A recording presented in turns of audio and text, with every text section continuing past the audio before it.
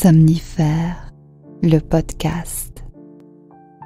Bonsoir à toutes et à tous, nous sommes le mercredi 2 février et Somnifère vous raconte ce soir l'histoire d'un homme qui décide de passer quelques jours de vacances en Italie dans un petit hôtel de Gênes. Mais à son arrivée, il réalise qu'un drôle de manège se joue dans une chambre voisine dont il aurait préféré tout ignorer. C'est une histoire de Paul Bourget intitulée « Complicité ». Je vous souhaite une excellente nuit et maintenant place à notre séance de relaxation. La séance de relaxation. Mettez-vous à l'aise, préparez-vous à refermer cette journée.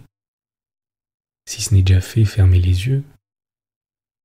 Et on va commencer par prendre une très grande inspiration en gonflant le ventre. Et on évacue toutes les tensions de la journée à l'expire.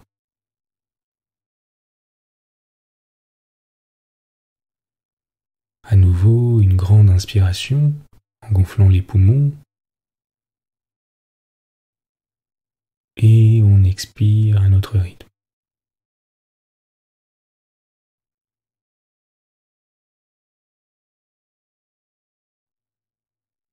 Prenez à présent simplement un moment pour observer vos sensations et concentrez-vous sur votre respiration, sans avoir aucune attente particulière.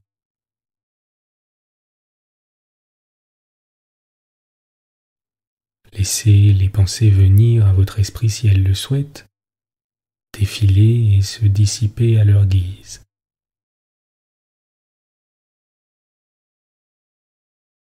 Un peu comme des feuilles au gré du vent.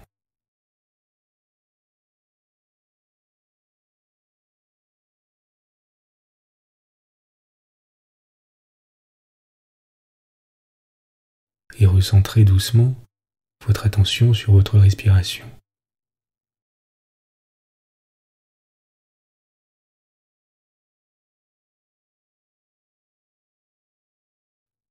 Soyez conscient de l'air que vous inspirez et que vous expirez.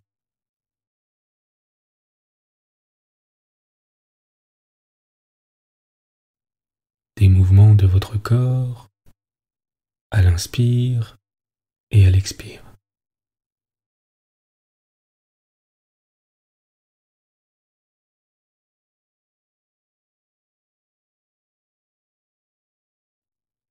De votre ventre qui monte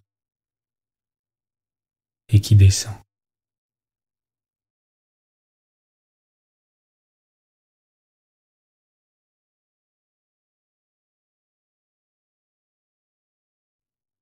Pensez à bien détendre votre mâchoire, votre gorge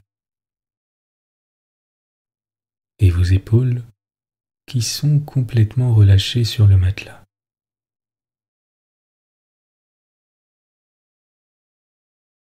Concentrez toute votre attention sur vos bras et vos mains pendant quelques instants, en prenant le soin de les relâcher complètement.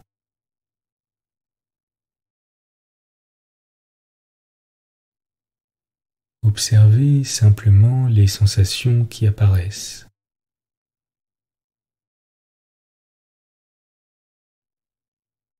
Tout en continuant de concentrer votre attention sur votre respiration.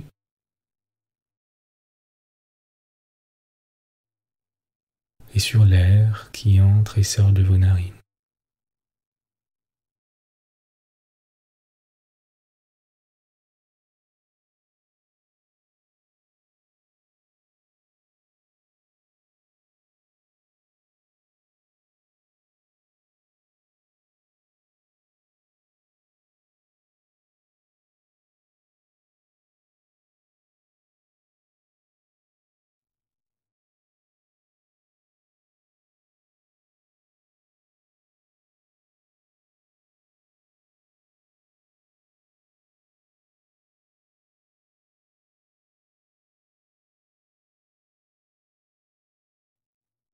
Vous êtes calme et détendu. l'histoire du soir. J'avais rencontré Edme Raymond sur le quai de la gare, à Milan, comme je montais dans un de ces trains emphatiquement qualifiés par les Italiens du nom de lampo, éclair. Là-dessus, comptez que vous arriverez avec 2 heures de retard sur un trajet qui en dure 5. Comment se fâcher? Si vous vous plaignez, ils vous répondent « c'est le destin italien, il destino italiano », avec un sourire d'une finesse irrésistible. Se moque-t-il d'eux-mêmes? Se moque-t-il de vous? Et vous pardonnez au lampo ces interminables arrêts dans des stations où il attend la correspondance, la coincidenza, laquelle manque toujours. Comment se fâcher de nouveau lorsque l'on se prépare à visiter demain le Palais Rouge et le Palais Blanc à Gênes? Car c'est à Gênes que je me rendais quand Edme Raymond m'accosta. Il y allait aussi. « Voulez-vous que nous fassions route ensemble ?» me demanda-t-il. Et je répondis, tout en le précédant dans le compartiment, un volontiers qui n'était pas très sincère. Non pas que Raymond me soit antipathique. C'est un garçon très fin, quoique avec quelques manières ennuyeuses à mon goût. Et c'est un camarade très sûr. Depuis quelques 20 ans que nous nous connaissons, je ne sais plus trop d'où, je n'ai jamais eu avec lui que des rapports aimables.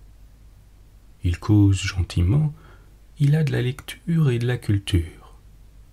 Sa fortune lui a permis de voyager et il a beaucoup vu. Edme est un conversationniste à la douzaine.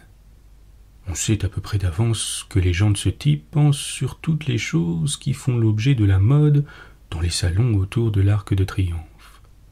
Mais il y a longtemps que j'ai appris à distinguer dans les bavardages de ce type les opinions, qui ne sont jamais qu'un écho, et les anecdotes qui peuvent être originales. Raymond m'en conta une qui me parut telle et que je voudrais conter à mon tour. Elle appartient à la série des 4 consciences. Quoi qu'en ait écrit Pascal, tout l'intérêt de la vie humaine est dans ses scrupules et dans leurs solutions.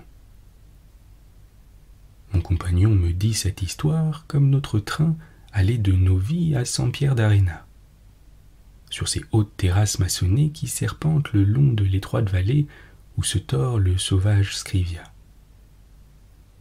Nous avions échangé au hasard de la route bien des propos, quand cette simple question posée par lui, « Où descendez-vous à Gênes ?», provoqua sa confidence.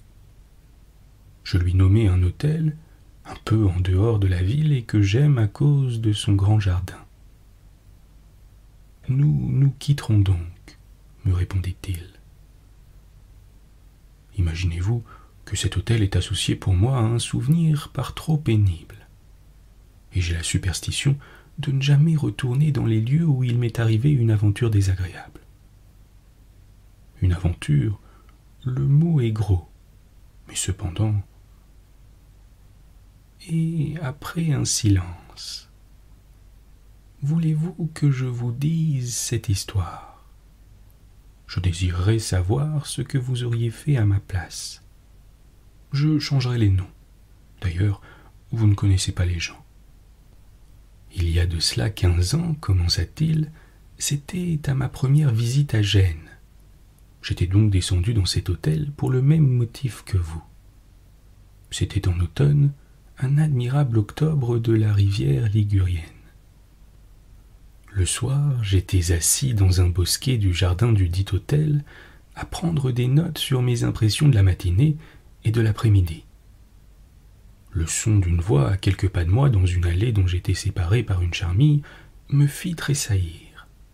Une femme parlait, se croyant bien sûre de n'être écoutée d'aucun témoin. Un homme marchait lentement auprès d'elle. La phrase qu'elle prononçait était bien banale, étant donné qu'elle était jeune et qu'il l'était aussi. « Ah, chère chérie, disait-elle, je n'aurais jamais osé rêver cela, être avec toi ici devant cette mer, sous ce ciel, et tant de 12 heures devant nous. 18 encore, puisque mon train part à midi. Et moi non plus, répondait-il. Je n'avais pas espéré que tu pusses te rendre libre, mais soyons prudents. Rentrons dans l'hôtel. L'appartement est sûr. Ce jardin ne l'est pas. Nous pourrions rencontrer quelqu'un. » « Et qui donc ?» demanda-t-elle. « C'est si bon de respirer cet air, de regarder ce coucher de soleil avec toi. »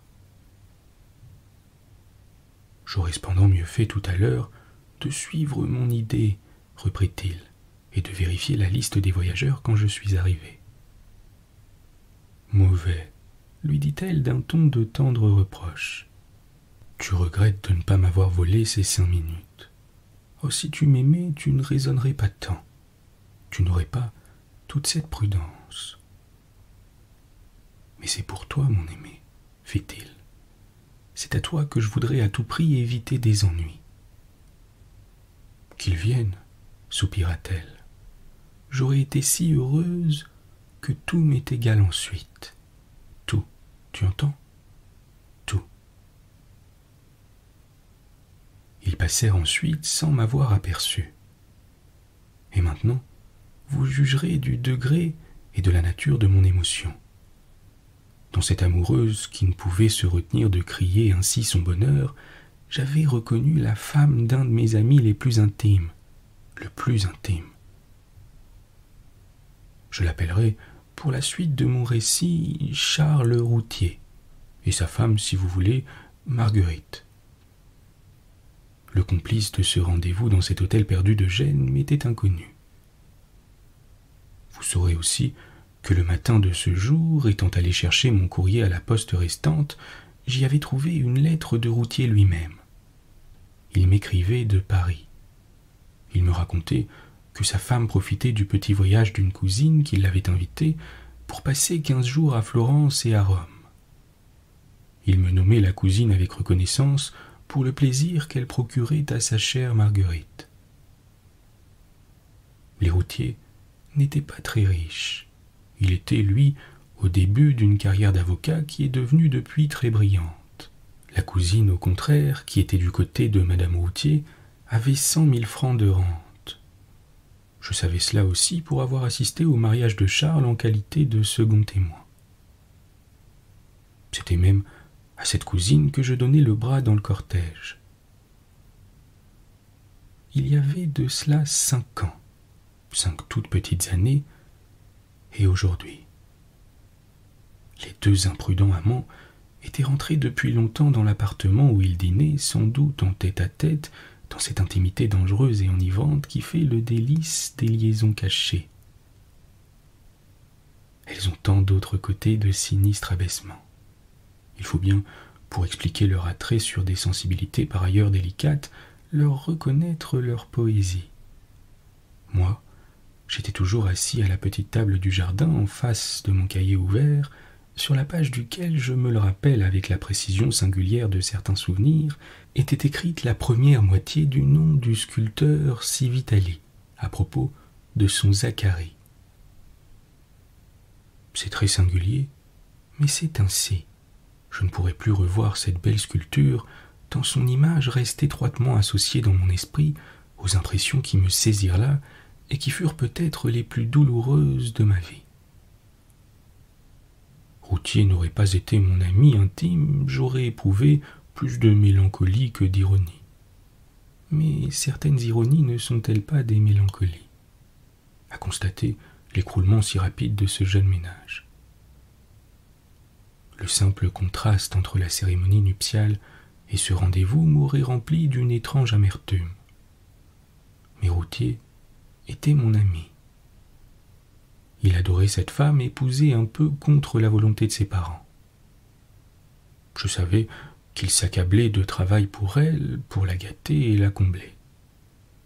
Je savais que, n'ayant pas d'enfant d'elle, il en souhaitait un passionnément. Mettez tout cela ensemble. Vous comprendrez le trouble où me jeta cette subite découverte. Cette femme, idolâtrée de la sorte, trahissait mon ami.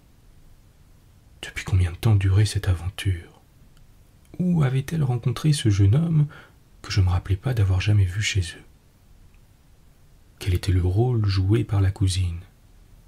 Était-elle de connivence avec Marguerite Ou bien celle-ci avait-elle trouvé le moyen de tromper sa surveillance comme elle trompait celle de Charles, par un savant alibi? Était-ce la première fois? Malgré le tutoiement, ces choses-là ne sont pas impossibles, que les deux amants étaient l'un à l'autre. Qui sait si cet enfant désiré par mon ami avec une passion de paternité dont j'avais reçu la confidence ne serait pas engendré là, dans cet hôtel dont je regardais à travers les arbres du jardin la façade clairement peinte et trouée de fenêtres. Quelles étaient celles qui ouvraient sur l'appartement habité par le couple illégitime? Ces questions se posaient à la fois devant mon esprit et elles finirent par se ramasser toutes dans cet autre. Quel est mon devoir? Il y a un proverbe hindou que vous connaissez comme moi, il ne faut pas battre une femme, même avec une fleur. La chevaleresque idée qu'il contient est tellement empreinte dans le plus profond de notre être, grâce à une hérédité séculaire, que je commençai par me répondre à moi-même. Mon devoir, c'est de me taire. De me taire? J'aperçus en pensée Charles Routier, tel que je l'avais vu si souvent depuis son mariage, penché sur les dossiers de ses clients et m'accueillant dans son cabinet de travail par ces mots ou d'autres bien analogues. Je n'ai pas le temps de te serrer la main, je déborde d'affaires. Elles augmentent, et notre petite fortune aussi. Quand on a quelqu'un à qui rapporter ses efforts, rien ne coûte. Et il me montrait un masque creusé de fatigue qu'éclairait un sourire heureux. Et pendant qu'il besognait ainsi, se tuant à la tâche pour assurer du luxe à sa femme, celle-ci se faisait faire la cour par un autre. Elle dépensait en toilette pour plaire à un autre cet argent gagné par son laborieux mari. Et moi, ayant entendu ce que j'avais entendu, je supporterais que cette exploitation d'un si honnête homme et si dévoué, par une coquine, continuât. Me taire, c'était une complicité. Et tous les épisodes de ma longue amitié avec Charles me revenant à la fois, je l'aperçus à 10 ans dans sa tunique de collégien, pareille à la mienne, et nos jeux d'alors. Je l'aperçus à 15 ans, et moi auprès de lui, près de Tours, dans un petit séjour de vacances que j'avais fait chez ses parents en province. Nous étions tous deux internes à Louis le Grand. Étions-nous heureux cet été-là d'avoir quitté notre étroit et froid préau de lycée pour la verte plaine où coule la Loire? Je l'aperçus à 20 ans, faisant son service militaire avec moi, puis notre existence au quartier latin quand nous suivions les cours ensemble à la faculté de droit. Toute cette camaraderie, cette fraternité plutôt d'un quart de siècle et plus, se révolta en moi contre cette complicité du silence. Car ce serait bien une complicité. Si jamais les amants commettaient une imprudence, qu'ils furent sur cette voie, leur folle promenade dans le jardin d'hôtel le prouvait trop, oserais-je répondre à Charles, me racontant la perfidie de Marguerite? Je savais tout. Et si je lui répondais cela, ne s'indignerait-il pas contre moi pour ne l'avoir pas averti? Pourtant, l'avertir, dénoncer une femme, était-ce possible? Je devais une lettre à mon ami. Ma plume ne se briserait-elle pas plutôt que d'écrire le récit de ce que je venais de surprendre? Ai-je besoin de vous en dire plus? Vous savez maintenant pourquoi l'hôtel où j'ai passé cette soirée et cette nuit à me débattre contre ce cas de conscience me représente un souvenir insupportable. La sensation que la trahison avait lieu à quelques pas de moi dans ce moment même, que Marguerite était entre les bras de son amant dans une chambre voisine peut-être de la mienne, ajoutait à ce débat moral une horreur physique qui allait jusqu'à la souffrance. Au matin, mon parti était pris. Décidément non, je ne dénoncerai pas la jeune femme. Charles ne saurait rien. Il ne serait ni le premier, ni le dernier mari trahi à son foyer et vivant tranquille. Aimant cette créature comme il l'aimait, lui en démontrer l'indignité, ce serait lui mettre à la main l'arme du suicide. Plutôt qu'il ignorât tout. Quant à moi, j'espérais oublier cette apparition d'un hasard si extraordinaire. Marguerite Routhier ne m'avait pas vu. Elle ne savait pas que je savais. Elle ne le saurait jamais. Elle prenait le train vers midi, d'après ce qu'elle avait dit dans l'allée du jardin. Je devais en prendre un en sens inverse, presque à la même heure. Je décidai de reculer mon départ pour ne pas risquer une rencontre avec elle, quoique je fusse bien certain qu'elle se rendrait à la gare toute seule. Il n'était pas probable qu'elle renouvelât la redoutable étourderie de la veille et qu'elle se montrât au dehors avec son amant. J'avais compté sans cette ivresse malsaine du danger qui pousse les amoureux à tout braver à de certains moments. Il y a pour une maîtresse qui chérit passionnément celui à qui elle s'est donnée en secret et tout entière, une volupté inexprimable à marcher appuyée sur son bras, à se comporter avec lui en public, comme si elle était sa femme, à s'afficher enfin. Pourquoi, je ne me l'explique pas, mais à plaisant à vos souvenirs et vous constaterez le fait. On peut le dire, 99 fois sur 100, les catastrophes qui terminent tragiquement tant d'adultères n'ont pas d'autre cause. La plus élémentaire précaution les eût empêchés. Voici un exemple de plus.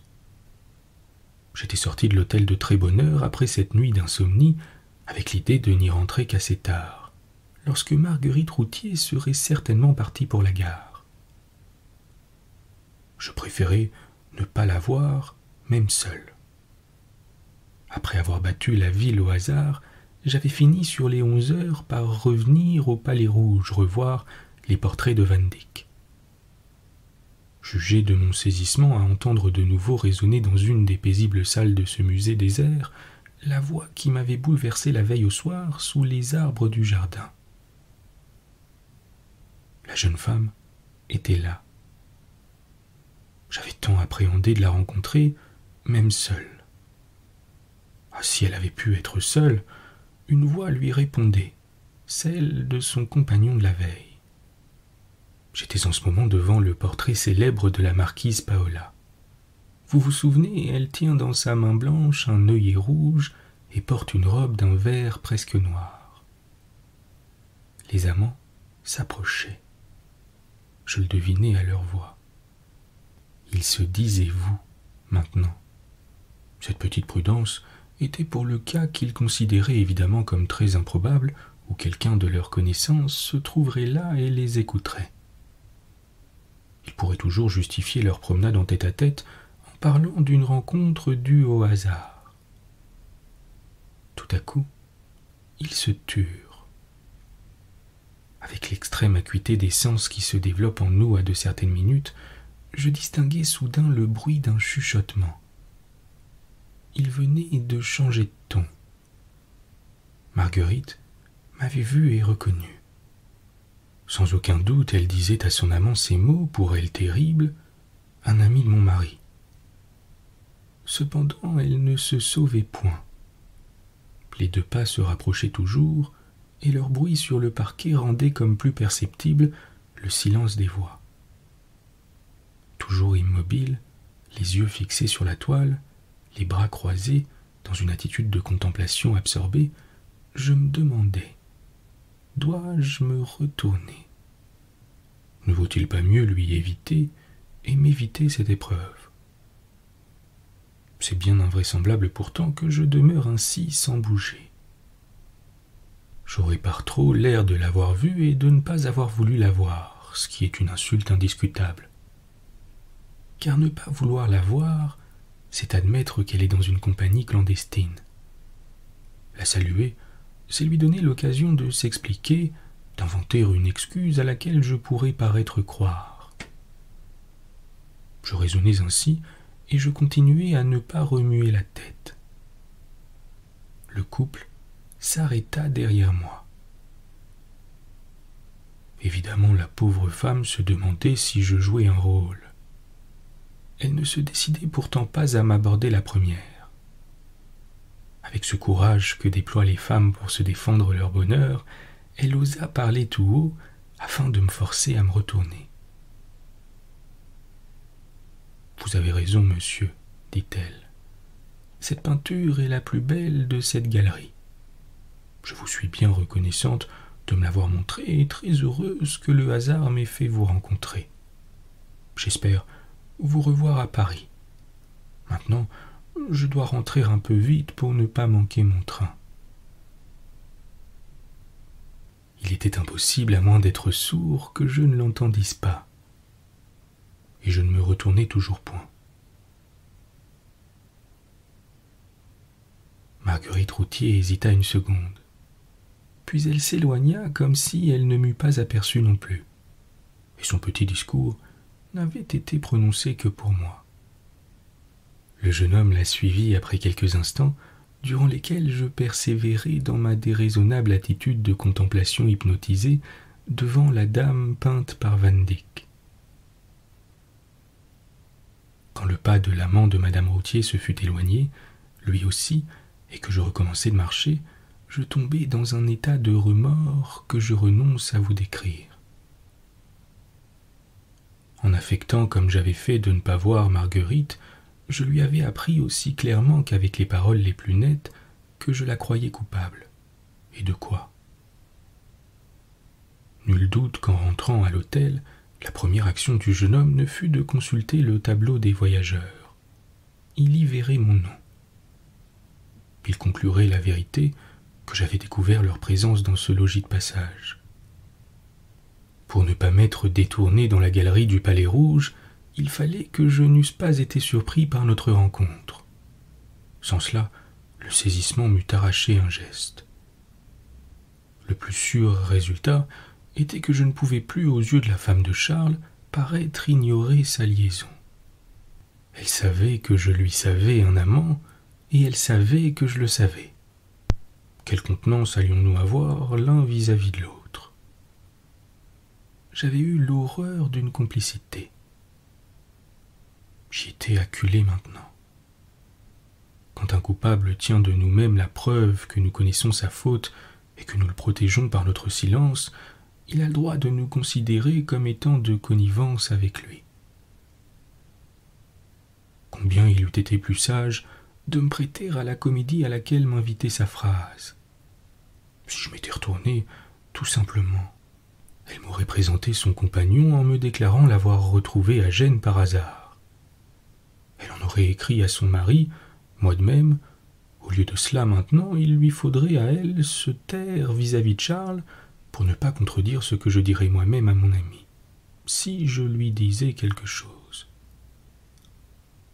Nos relations étaient à jamais empoisonnées par la sottise que j'avais eue ou le scrupule.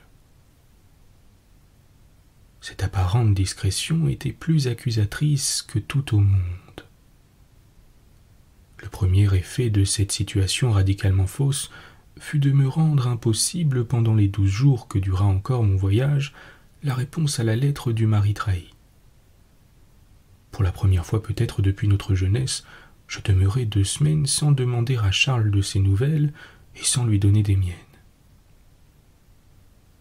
Rentré à Paris, je restai encore 2 autres semaines sans prendre sur moi de lui faire une visite. Je me rendais bien compte que cette abstention était encore plus déraisonnable que ma conduite dans les galeries du Palais Rouge. Charles ne pouvait pas ne pas s'en étonner. Il me demanderait des explications. J'étais très résolu, cependant, à ne pas lui dénoncer sa femme. Quel sens avait donc ce recul de ma visite? Je me raisonnais, et puis l'idée de m'associer au plus atroce outrage que cet homme pût recevoir arrêtait mes pas. Tant et si bien que j'étais seul chez moi un jour, en train de me demander à quel moment je reprendrais des relations plus difficiles à chaque allongement de ce retard, quand mon domestique vint m'annoncer qu'une dame désire me parler.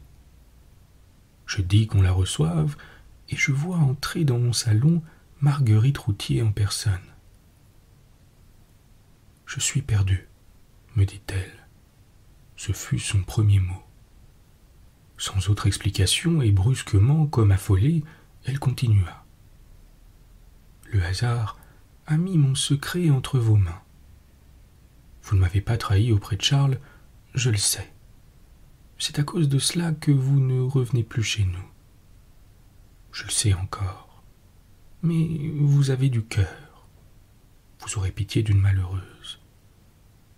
Je vous répète que je suis perdue. Je suis enceinte.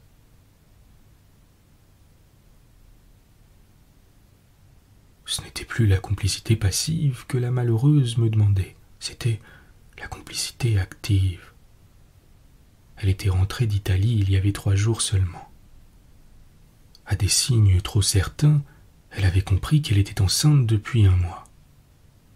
Je dois ajouter ce qu'elle m'avoua encore avec des sanglots. Depuis qu'elle avait un amant, elle avait prétexté des désordres de santé pour vivre séparée de son mari. Cette maternité la surprenait comme une menace plus terrible. Alors que j'étais là, moi l'intime, presque le frère de ce mari, pour raconter ce que j'avais vu. Elle avait pensé à se sauver avec son amant. Elle venait de tenter auprès de lui une démarche qui ne l'avait que trop éclairé sur la nature des sentiments que lui portait cet homme. Elle avait pensé au suicide. L'instinct de la conversation l'avait emporté. Dans son délire, elle avait couru chez moi parce que je savais son secret, comme elle me l'avait dit, pour implorer de ma pitié. Elle venait me supplier de l'accompagner chez un médecin pour arrêter cette grossesse révélatrice. Avouez tout à Charles plutôt. Vous vous séparerez, vous aurez votre fortune, vous trouverez un moyen de divorcer. À mesure que je lui parlais, elle se calmait un peu. Le lendemain, toutes mes hésitations à retourner dans la maison étaient, comme vous pensez, dissipées. J'étais chez Charles Routier dès les 10 heures. J'étais sûr de le trouver à ce moment-là. Son accueil joyeux me prouva qu'il ne soupçonnait rien du drame dont son foyer était le théâtre. « Je ne devrais plus te reconnaître, » me dit-il gaiement. Qu'est-ce que signifie cette conduite? Marguerite n'en revient pas. Elle m'est rentrée d'Italie, ravie de son voyage, mais voyons, que s'est-il passé? Une amourette, je pense. Tu ne te décideras donc pas à trancher. Et pourtant, le bonheur est dans le mariage. Il n'est que là. Tu peux m'en croire. Je vous passe les raisons que je donnais à cet homme abusé pour justifier et mon silence et mon absence. Le soir même, je dînais chez lui à côté de la désespérée de la veille, dont le visage impénétrable paraissait avoir complètement oublié la crise de passion qu'elle traversait et l'affreux danger qui la menaçait. Je compris quelle solution, trop facile à prévoir, elle avait donnée à ce tragique problème en recevant de Charles, 1 mois plus tard, un autre aveu. J'avais dîné chez lui et nous fumions en tête-à-tête. Mon ami, je suis bien heureux. Mon rêve va se réaliser. J'ai des espérances d'être père. Moins de 8 mois après, un garçon naissait dont le prétendu père m'annonçait le poids avec un orgueil dont je ne pensais pas à sourire. Oui, mon ami, ici un chiffre de kilos extraordinaire. Et avant terme, à 7 mois et demi. C'est admirable. J'avais peur, le docteur m'a rassuré. C'est un médecin de premier ordre. Marguerite a eu son adresse par hasard d'une de ses amies à son retour d'Italie. Entre nous, elle avait été bien souffrante, et je n'espérais plus être père. Cela dépendait d'un rien, quelques petits soins qu'il lui a indiqués. Encore une fois, je suis bien heureux. Pendant qu'il me parlait, je me sentais défaillir de honte.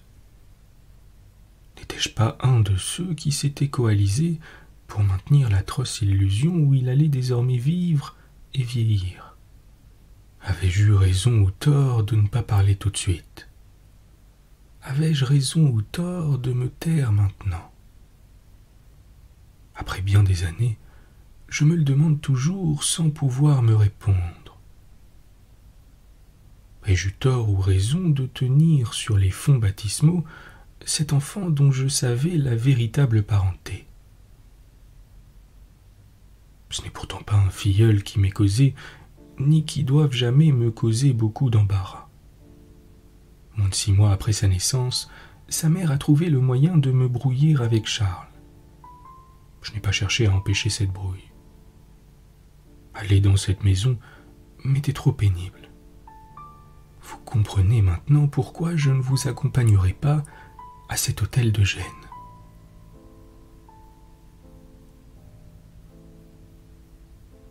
Faut-il que j'avoue que moi non plus, par sympathie pour Edme Raymond, je ne suis pas descendu à cet hôtel cette fois-là. Je me suis souvent demandé depuis ce que j'aurais fait à sa place, comme il m'avait dit. Envers un véritable ami, un tel silence est coupable. Et parler est si cruel.